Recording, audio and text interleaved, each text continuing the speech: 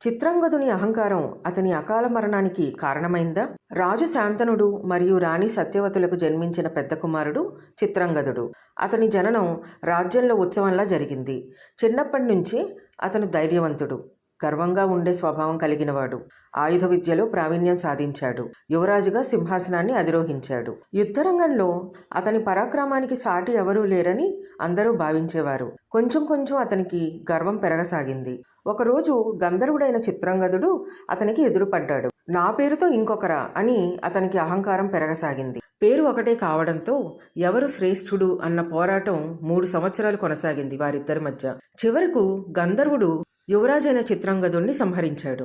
ఆ వార్త విని హస్తినాపురం దిగ్భ్రాంతికి గురైంది.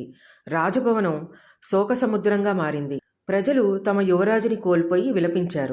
గర్వం మొదట మనల్ని పైకి ఎత్తినట్టుగా అనిపిస్తుంది, కానీ అదే గర్వం మనిషిని నెమ్మదిగా కిందికి పడేస్తుంది. ఎక్కువగా తానే గొప్ప అనుకునే మనిషికి తన తప్పులు తనకి కనిపించవు. అలా చేస్తూ చివరికి తనను తనే కోల్పోతాడు. గర్వం ఉంటే మన దగ్గర వాళ్ళు కూడా మనకి దూరం అవుతారు. ఈ కథ మనకు ఒకటే నేర్పిస్తుంది: మనలో అహంకారం మొదలైనప్పుడే మన పతనం కూడా మొదలవుతుంది.